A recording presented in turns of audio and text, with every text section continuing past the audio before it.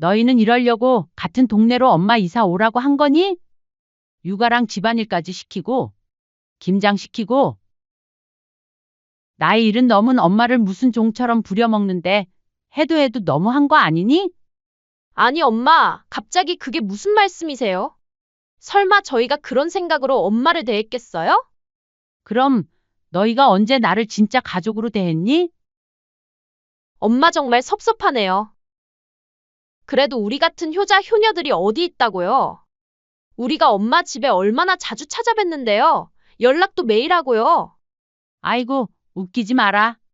볼일 없을 때 안부차 연락한 적이 단 한 번이라도 있었니?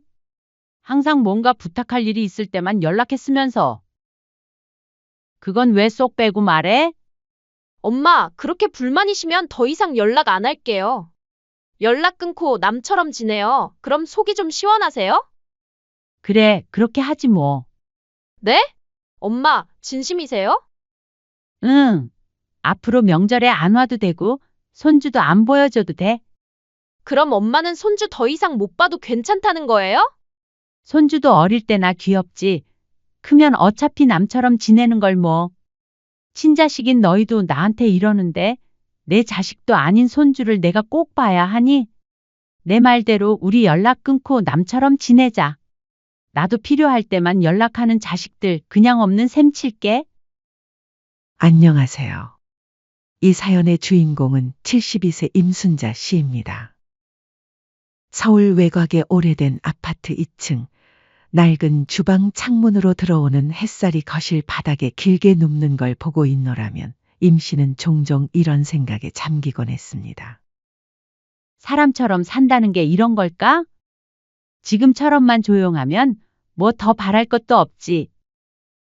하지만 그렇게 조용한 시간이 찾아오기까지 참으로 오랜 세월이 걸렸습니다.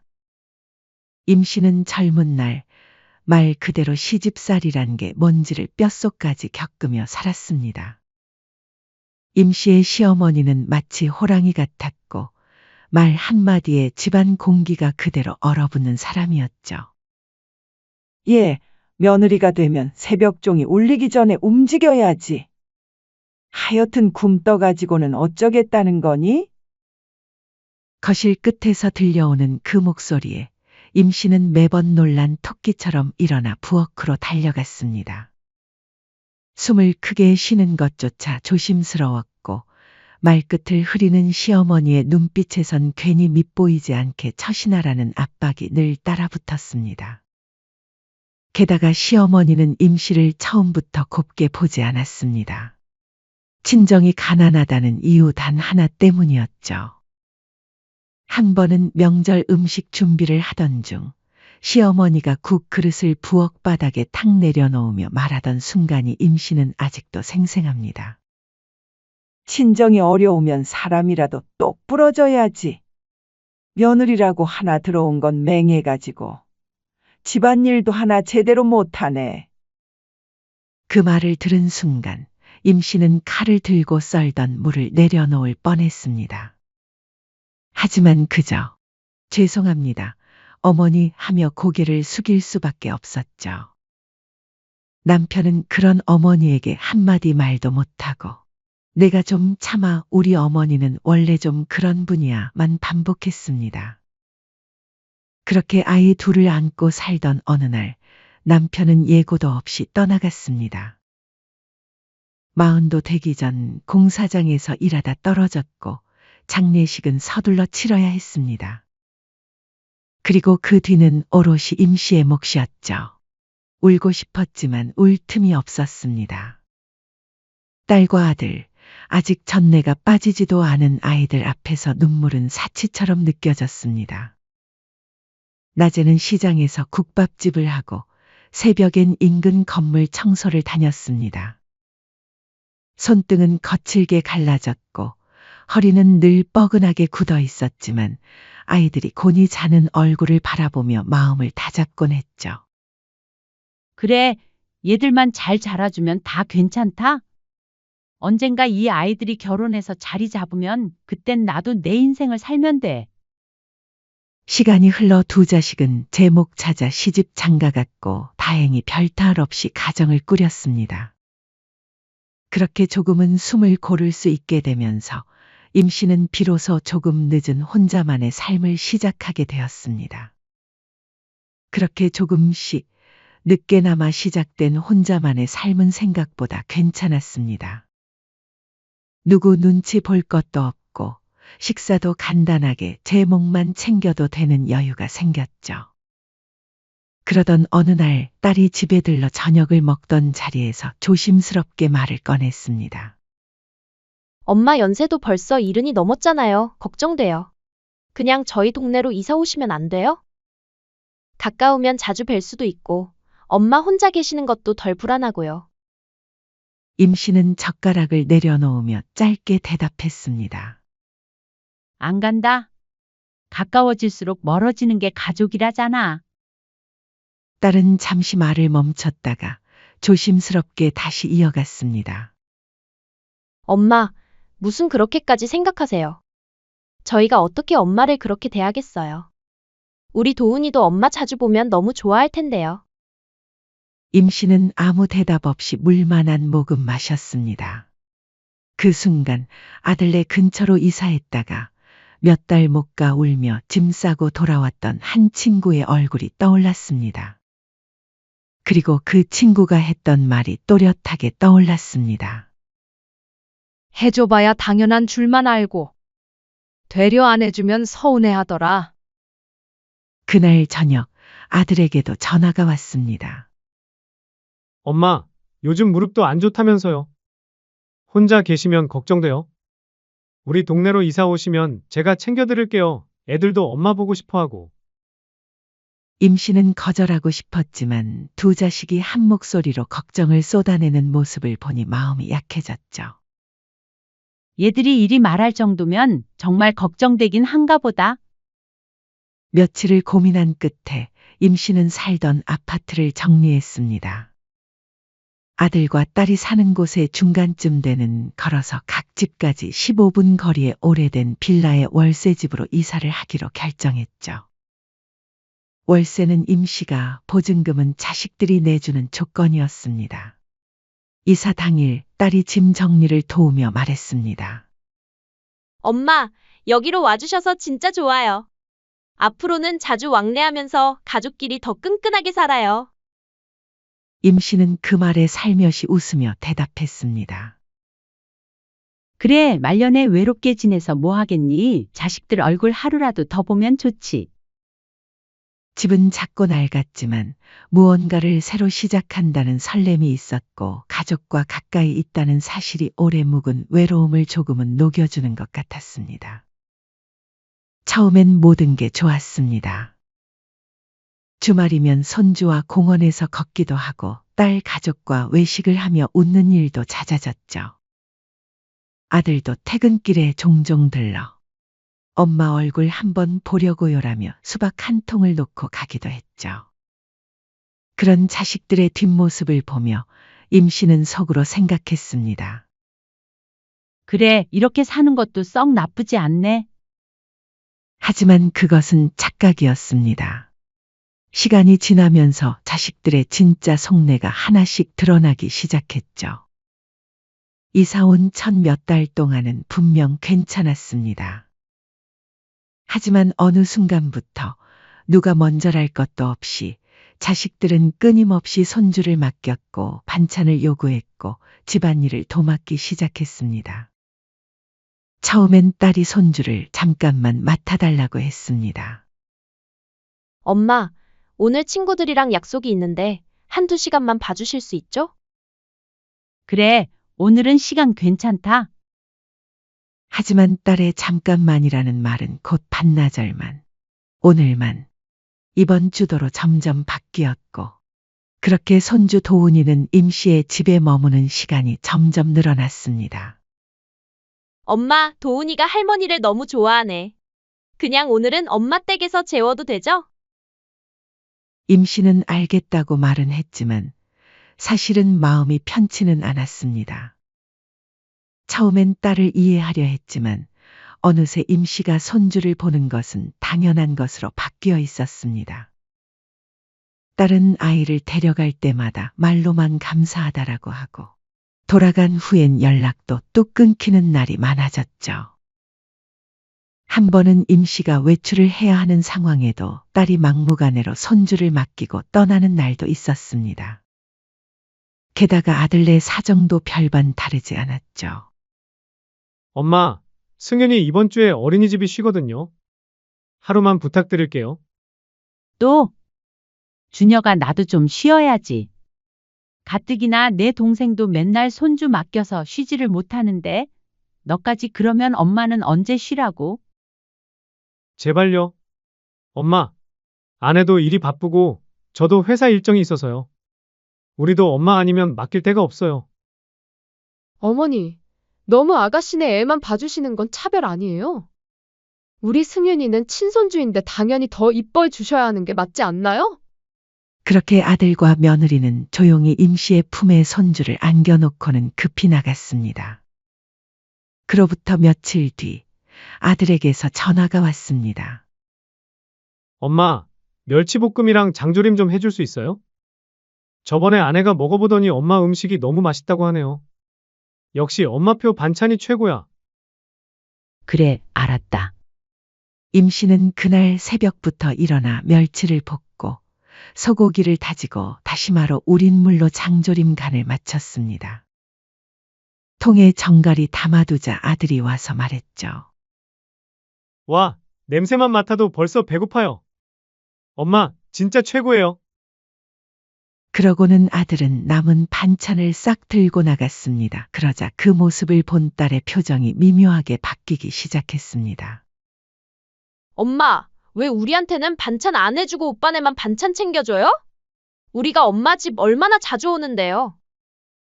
그 말에 임씨는 머쓱하게 웃으며 다음번엔 딸내 몫의 반찬까지 따로 준비했습니다. 그렇게 아들 해주면 딸이 섭섭해하고 딸을 더 해주면 며느리가 눈치를 주는 통에 임씨가 만들어야 할 반찬은 점점 더 늘어났고 피로는 말없이 계속 쌓여갔습니다. 그중 가장 힘들었던 건 김장이었습니다. 그해 겨울 딸과 며느리는 김치가 진짜 맛있다며 입을 모았고 임씨와 상의도 없이 고춧가루와 배추 몇 박스씩을 임씨의 집에 들여놨습니다. 그리고는 딸과 며느리는 웃으며 뻔뻔하게 말했습니다. 어머니, 작년 김치처럼 맛있게 부탁드릴게요. 참, 배추는 여기 놓고 갈게요. 엄마 김치 엄청 기대돼요. 이번에는 작년보다 더 많이 해야 해요. 아셨죠? 얘들아, 이 많은 걸 나 혼자 어떻게 다 하니? 좋기 백포기는 돼 보이는데. 엄마, 저희가 도와주면 되잖아요. 맞아요, 어머니. 저희가 도와드릴 테니까 어머니가 간단히 준비만 미리 해주세요. 김장 당일 정작 임씨 집에는 아무도 오지 않았습니다. 딸에게 전화해보니 엄마, 이번 주말에 도훈이 데리고 시댁 다녀와야 하는 걸 깜빡했지 뭐예요.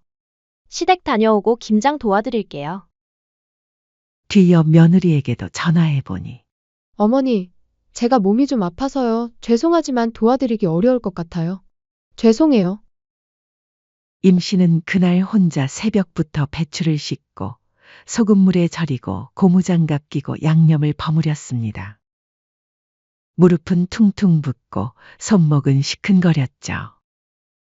김치 냉장고에 넣을 통을 들다가 허리가 뻐근하게 젖혀졌을 때 임씨는 처음으로 입을 꾹 다물고 앉아 조용히 한숨을 쉬었습니다. 다음 날 저녁 딸과 며느리는 김치통을 나눠 가지며 말했습니다. 정말 감사해요, 엄마. 이 김치 하나면 이번 겨울은 든든하겠어요. 어머니, 이렇게 혼자 다 하신 거예요? 진짜 대단하세요.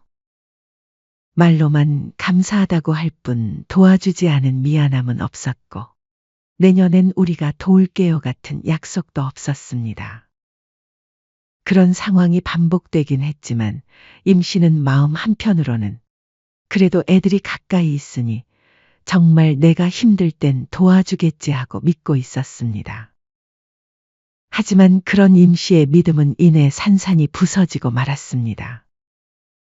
어느 날 집 현관문이 닫히지 않아 문을 고쳐야 할 일이 생기고 임씨는 아들에게 바로 전화를 걸었습니다.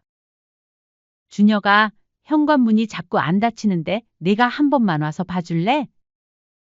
아, 엄마, 나 요즘 회사 일이 진짜 바빠서요. 문 같은 건 그냥 기사 불러보세요. 요즘은 전화로도 쉽게 불러요. 그래, 알았다. 임씨는 아무 말 않고 전화를 끊었지만 수화기 너머로 들려오는 귀찮다는 듯한 말투는 쉽게 잊히지 않았습니다. 한 번은 무릎 통증이 심해 병원 예약을 잡아두고 딸에게 전화를 걸었습니다. 예진아, 엄마가 오늘 병원 가야 하는데 같이 좀 가줄 수 있니? 오늘요? 엄마. 미안한데 나 오전부터 할 일이 꽉 차 있어서요.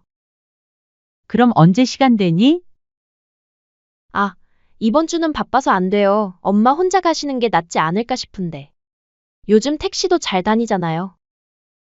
딸의 목소리 속엔 왜 나한테 부탁하시지? 라는 당황스러움이 묻어 있었습니다. 임씨는 며느리에게도 한번 연락해 봤습니다. 혜진아, 혹시 오늘 잠깐 시간 되니? 병원 좀 같이 가줄 수 있을까? 어머니 죄송한데 저도 오늘은 어려울 것 같아요. 요즘은 혼자 다니시는 분들도 많던데 어머니는 정정하셔서 괜찮으실 거예요. 임씨는 설마 자식들이 모두 거절할 줄은 몰랐습니다. 딸도 며느리도 아들도 한 명 정도는 시간을 내줄 거라고 기대했는데 모두가 바쁘다며 외면하는 현실이 가슴을 먹먹하게 했습니다. 그래, 알았다. 임씨는 힘없이 전화를 끊고 지팡이를 짚고 무릎 보호대를 찬 뒤에 택시를 잡아 병원으로 향했습니다. 대기실에 앉아 창밖을 바라보며 자기들 필요할 땐 아무렇지 않게 와서 부탁하면서 정작 내가 어쩌다 한 번 하는 부탁은 이렇게나 무거운 짐이 되는구나. 하는 생각이 마음을 무겁게 짓눌렀습니다. 그 모든 일이 반복될수록 임씨는 어느 순간 마음속 깊이 이런 생각까지 품게 되었습니다. 얘들은 나를 진짜 가족이라 생각하는 걸까? 아니면 그냥 필요할 때만 찾는 사람이라고 여기는 걸까? 그래도 임씨는 애써 그런 생각을 떨쳐내려 했습니다. 아니야, 그럴 리 없어. 다들 바빠서 그런 거겠지? 그렇게 스스로를 달래면서도 마음 한구석에서는 이미 불안감이 자라나고 있었습니다. 임씨는 요즘 들어 몸이 자주 무거워졌습니다. 이곳저곳이 쑤시고 자다가도 허리를 움켜쥐며 깨곤 했죠. 낮에는 그럭저럭 버틸만 했지만 밤이면 관절이 뒤틀리는 듯한 고통이 몰려왔습니다. 하루는 정수리를 짜르르타고 흐르는 땀이 식은땀이라는 걸 알아차리고서야 이제 정말 몸이 예전 같지 않다는 걸 실감했죠. 병원에 가봐야 한다는 생각이 들었지만 자식들에게 말하기가 꺼려졌습니다. 괜히 부담을 주고 싶지 않아서였죠. 그러던 중 임씨의 72번째 생일이 다가왔습니다. 그날은 딸과 아들, 사위와 며느리까지 모처럼 한자리에 모이는 날이었습니다. 케이크에 촛불을 꽂고 미역국에 잡채, 소고기 무국까지 생일상이 그럴싸하게 차려졌습니다. 엄마, 생신 축하해요. 오래오래 건강하세요. 딸이 먼저 잔을 들었고 아들도 따라 일어섰습니다. 엄마, 이거 엄마가 갖고 싶어 하던 거잖아요. 제가 일부러 찾아봤어요. 고맙다, 준혁아. 어머니, 요즘 무릎 안 좋다 하셨잖아요. 이 무릎 보호대가 유명하대요. 그래, 다들 이렇게 챙겨줘서 고마워. 그 순간 임씨는 마음속에 작은 감동을 느꼈습니다. 그래, 자식들이 이만큼 챙기려 애쓰는 것만도 감사하지. 하지만 곧 딸이 사진을 찍으며 목소리를 높였죠. 우리 같은 효자들이 어디 있어요? 엄마 집에도 자주 찾아뵙고 연락도 자주 하고 엄마 복 받으신 거예요. 이에 아들도 신나서 맞장구 쳤습니다. 맞아요. 요즘 같은 세상에 우리 같은 효자들 찾기 힘들죠? 엄마 적적하실까봐 손주도 자주 데리고 오잖아요. 솔직히 엄마가 생각하시기에도 제가 동생보다 더 낫죠? 뭐라는 거야? 오빠보단 내가 엄마 더 잘 챙기지. 임 씨는 갑자기 입맛이 싹 달아나 젓가락을 내려놓았습니다. 에휴, 오늘 같은 날도 생색내기 바쁘네. 임 씨는 속으로 쓸쓸하게 웃었지만 그래도 좋은 날이니까 웃으며 넘겼습니다. 그날 저녁 모두가 떠난 뒤 임 씨는 현관에 놓인 딸의 가방을 들고 뒤따라 나섰습니다. 주차장까지 나왔으나 자식들은 보이지 않아서 어디 있나 하던 차에 주차장 안쪽에서 자식들이 대화를 나누는 것을 발견했죠. 그런데 주차장에서 말이 울리며 대화 내용이 또렷하게 들려왔습니다. 아휴, 나 진짜 걱정돼. 요즘 건강도 안 좋아지셨고, 엄마가 저러다 우리한테 얹혀 살겠다고 말 나오면 어쩌지? 딸이 작게 중얼거렸고 아들은 곧장 맞장구 쳤습니다. 그건 절대 안 되지. 애들 클 때까지는 돌봐주시는 건 좋아도 같이 사는 건 좀 아니잖아.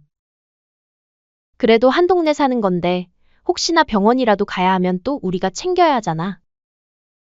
솔직히 애들 봐주시는 것도 학교 들어가면 이제 필요 없는데 엄마가 나중에 그걸로 생색내시거나 같이 살자고 하시면 어떡하지?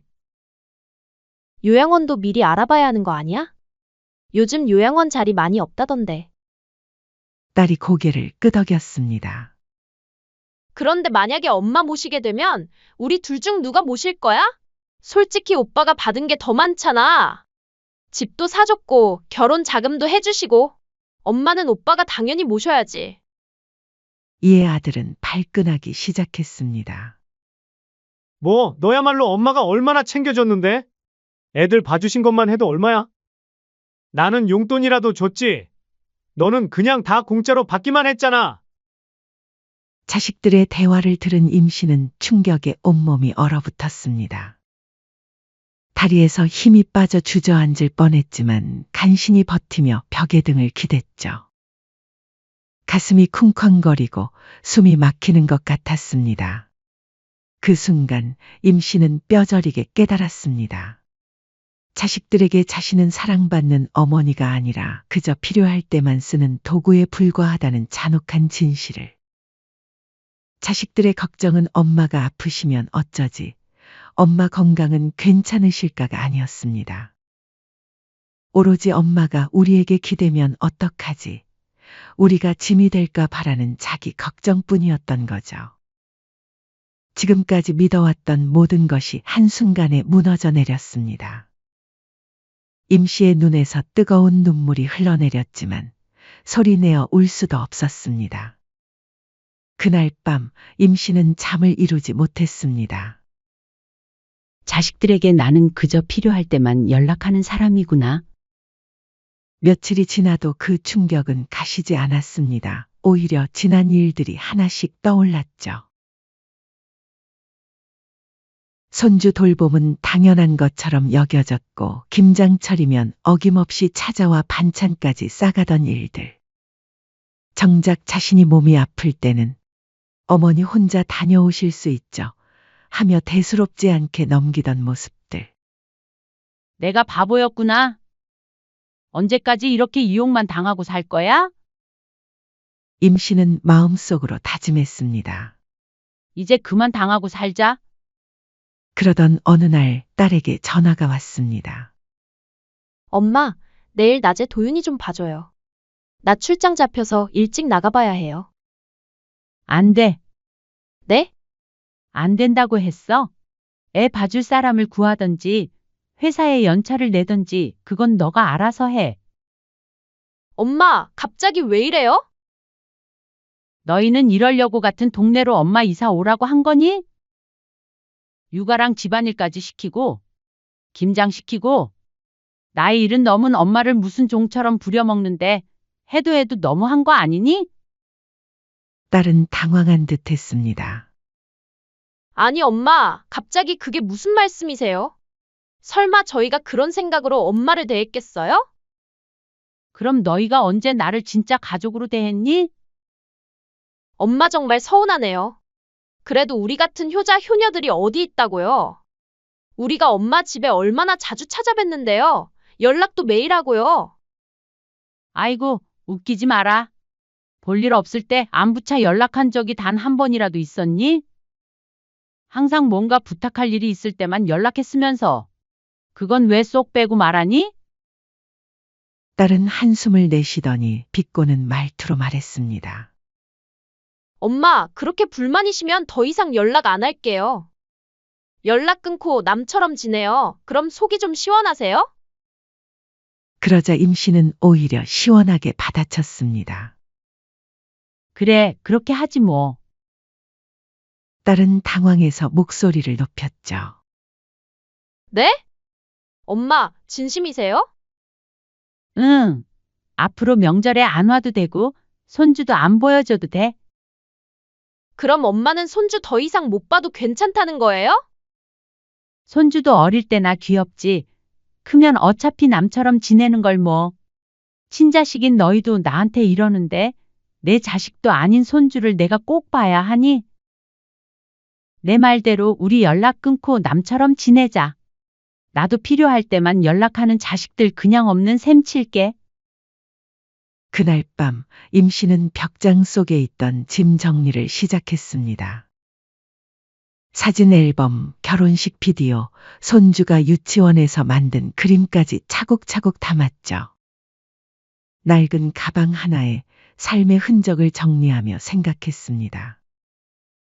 지금까지 자식들한테 희생했으면 할 도리는 이미 다 끝났어. 이제 나도 내 인생을 살 거야. 다음 날 아침 임씨는 이사업체에 전화를 걸었습니다. 자식들에게는 연락하지 않았죠. 어차피 필요할 때만 찾는 사람들에게 굳이 알릴 이유도 없었습니다. 새로운 곳에서 진짜 자신을 위한 삶을 시작할 시간이었습니다. 일주일이 지나면서 딸과 아들에게서 연락이 계속 왔지만 임씨는 한 번도 받지 않았습니다. 처음에는 하루에 서너 번씩 요란하게 울리던 전화벨 소리가 집안을 가득 채웠지만 임씨는 그 소리를 들으며 오히려 마음이 편해지는 것을 느꼈죠. 엄마가 왜 전화를 안 받지? 혹시 무슨 일이라도 생긴 건 아닐까? 딸 예진이 불안한 마음을 감추지 못하며 아들 준혁에게 전화를 걸었습니다. 그동안 어머니가 이렇게 오래 연락을 받지 않은 적은 한 번도 없었죠. 오빠 엄마한테 연락해봤어? 나는 계속 안 받으시는데 이상하지 않아? 나도 마찬가지야. 엄마가 이렇게 오래 연락 안 받은 적은 처음인데. 그날 밤 둘은 결국 걱정을 이기지 못하고 함께 어머니 집으로 향하기로 했죠. 아파트 복도를 걸어가면서도 이상한 느낌이 들었습니다. 평소라면 이맘때쯤 어머니 집에서 나는 저녁 준비 소리나 텔레비전 소리가 들려야 하는데 유난히 조용했습니다. 문을 아무리 두드려도 대답이 없자 둘의 불안감은 극에 달했습니다. 엄마! 엄마, 계세요? 목소리를 높여 불러봐도 집안은 정막만이 흘렀습니다. 문을 열고 들어선 순간 딸과 아들은 입을 다물 수 없었습니다. 집안은 이미 텅 비어 있었습니다. 평소 어머니가 아끼시던 장롱도, 소파도, 심지어 냉장고까지 모든 게 사라져버렸습니다. 마치 아무도 살지 않았던 집처럼 횡하기만 했습니다. 오직 식탁 위에 깔끔하게 접힌 쪽지 하나만이 덩그러니 놓여 있었죠. 딸이 떨리는 손으로 그 쪽지를 펼쳤습니다. 예진, 준혁에게. 엄마는 새로운 곳으로 이사 갈 거야. 더는 엄마 걱정하지 말고 너희 인생 잘 살렴. 나는 알아서 잘 살 테니까.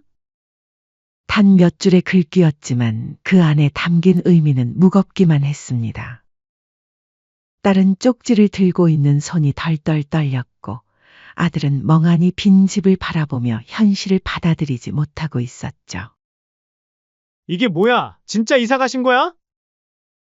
딸이 떨리는 목소리로 어머니께 전화를 걸었습니다.